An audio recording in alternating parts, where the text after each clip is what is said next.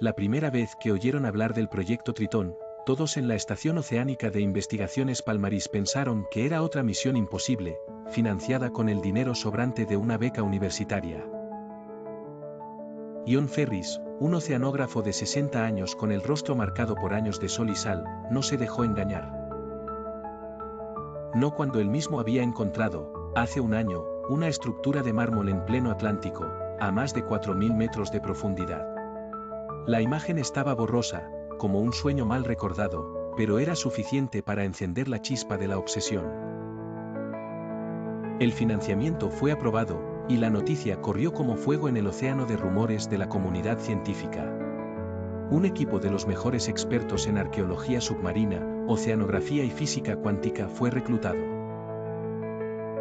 Ferris dirigía el grupo, y entre ellos se encontraba Claire, una experta en lenguas muertas con el temple de una vieja loba marina, y Mark, un ingeniero de robótica que había diseñado un dron capaz de descender a los abismos más oscuros.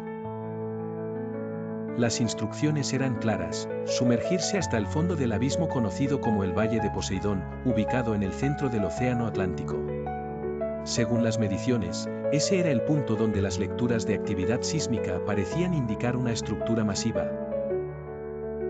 Algo que desafiaba todas las leyes geológicas. Ferris estaba convencido de que había algo ahí abajo.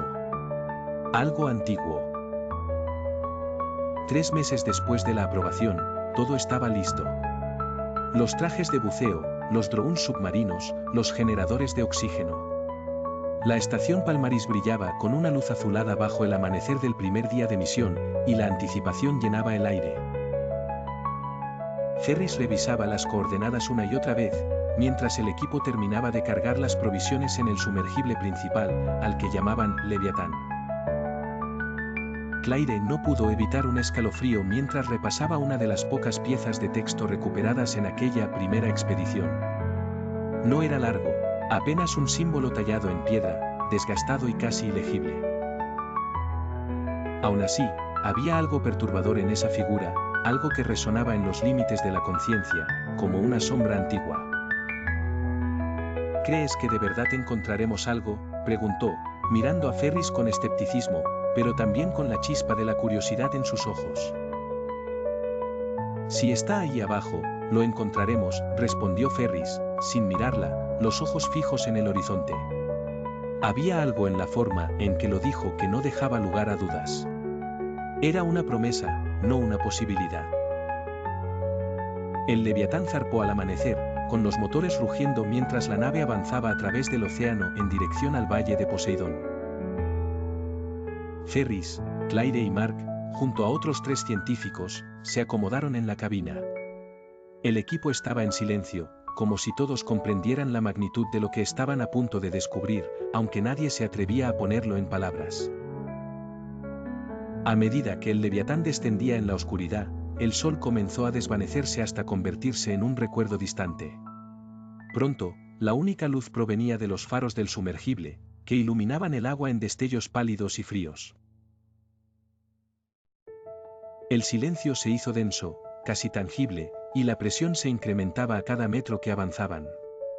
Pasaron horas de tensión en las profundidades, hasta que, finalmente, los sensores de la nave detectaron algo. La pantalla mostró una figura rectangular, sólida, que parecía emerger de la nada. «Ahí está», murmuró Ferris.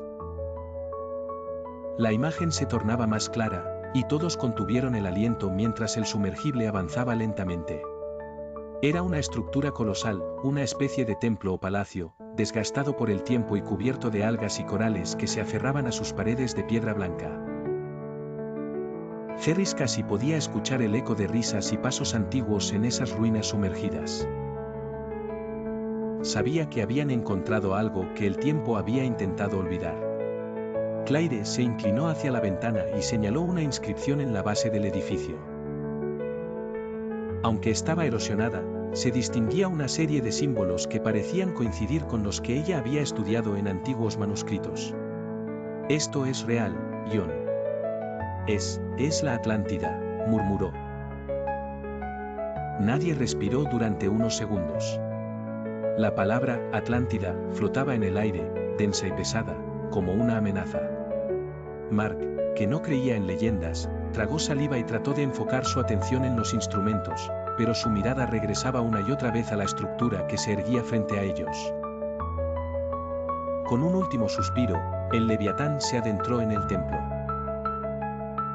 Las paredes parecían moverse, como si el agua hubiese cobrado vida.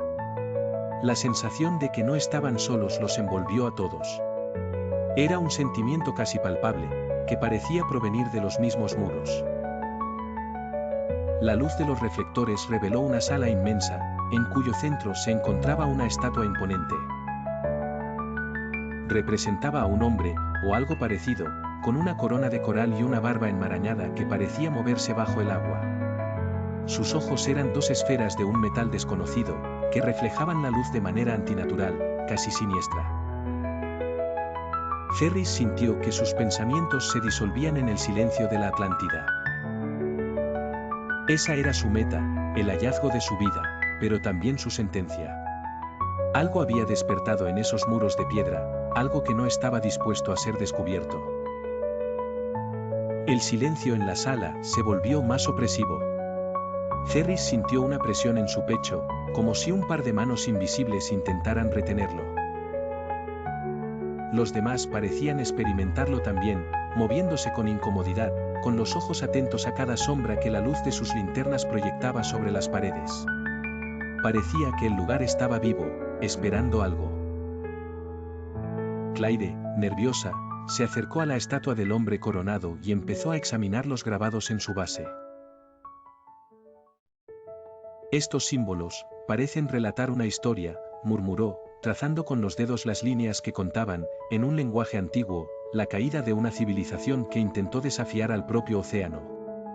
Ferris escuchaba, pero algo en él quería que Claire se detuviera. Es una advertencia, dijo ella en voz baja, leyendo en silencio lo que parecía ser un verso maldito. El océano reclama lo que es suyo. Mark se giró hacia ella, la mandíbula apretada. Estás exagerando, Claire. Es solo un mito más. Nada de esto es real. Sin embargo, la luz de los drones empezó a parpadear. Ferris intentó ajustar los controles, pero las pantallas parecían enloquecer, mostrando figuras distorsionadas que parecían danzar en las sombras. Fue solo un segundo, pero todos lo vieron, un rostro oscuro, un par de ojos espectrales que los observaban desde la penumbra. Lo vieron, susurró Ferris, su voz apenas un eco entre las paredes del templo. Todos asintieron, aunque ninguno parecía dispuesto a decirlo en voz alta. Mark intentó reiniciar el sistema de drones, pero las luces parpadearon una vez más antes de apagarse por completo.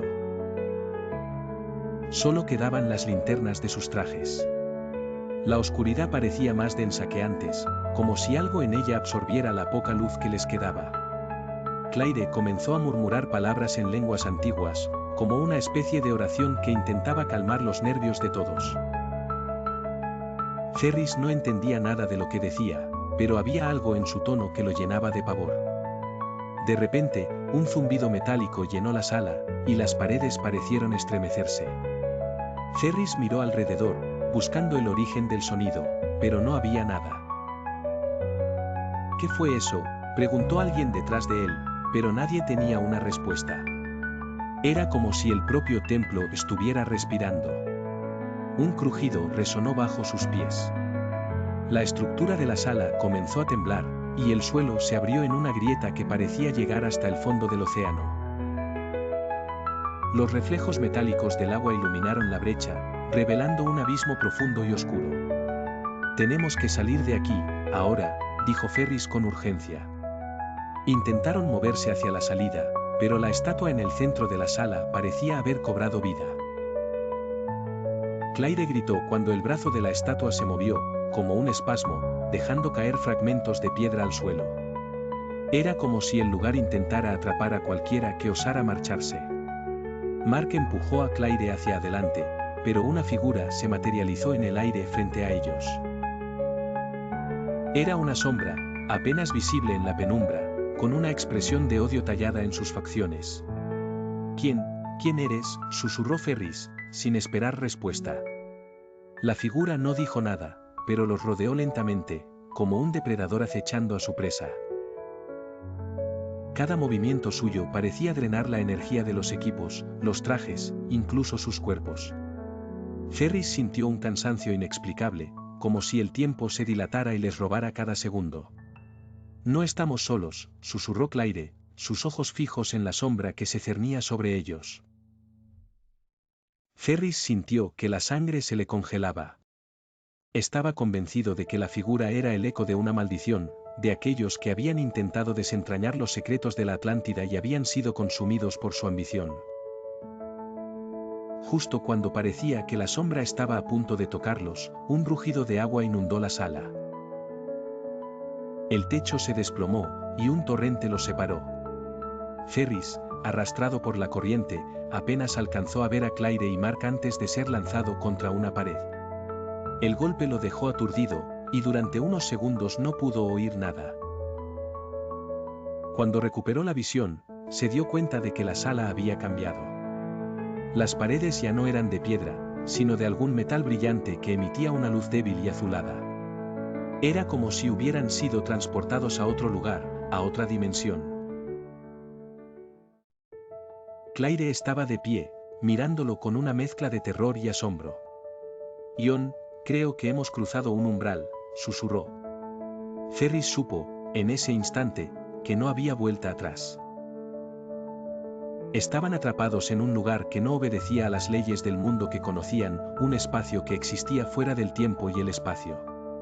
¿Habían desatado algo más que una civilización perdida? Habían abierto una puerta a un infierno olvidado, y la Atlántida, con sus sombras y sus maldiciones, no los dejaría escapar tan fácilmente.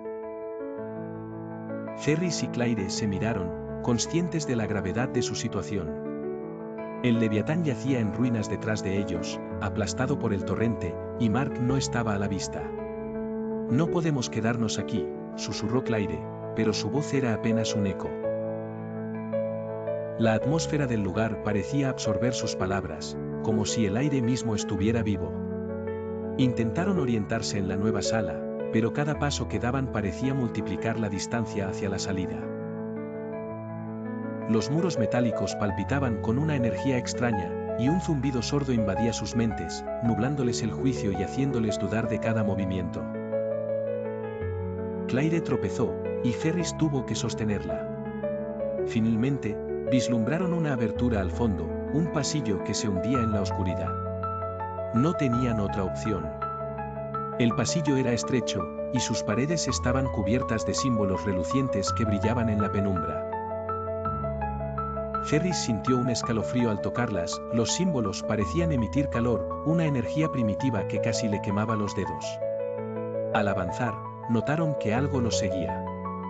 Ferris giró la cabeza y alcanzó a ver una sombra deslizarse a lo largo de la pared, moviéndose al ritmo de sus propios pasos. Claire también lo vio, y sus ojos se llenaron de terror. No debemos mirar atrás, dijo, apretando su brazo con fuerza.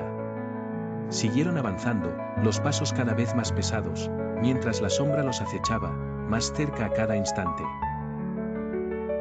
La angustia se volvía casi insoportable, y Ferris empezaba a sentir que cada respiración costaba más que la anterior. Era como si la Atlántida misma se empeñara en robarles el aliento.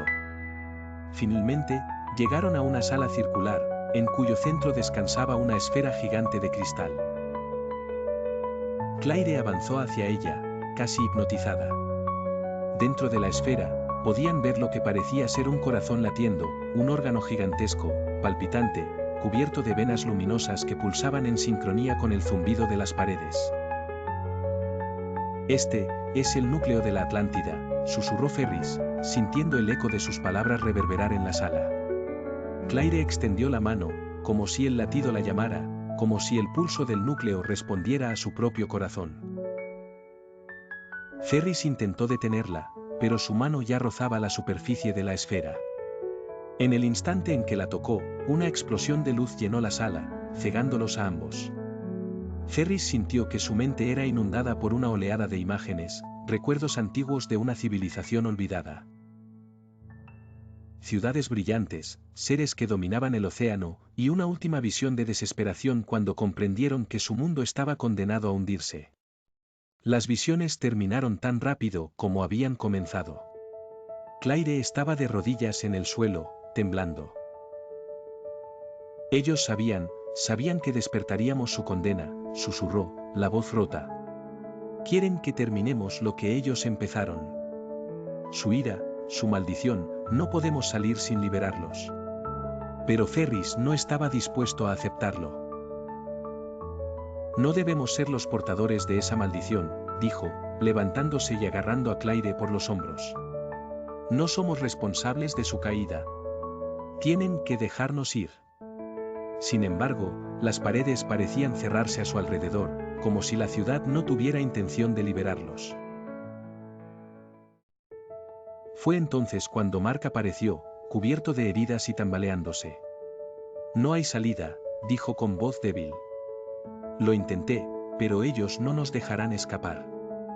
Ferris vio el horror en los ojos de su compañero. Mark había visto algo que había quebrado su mente.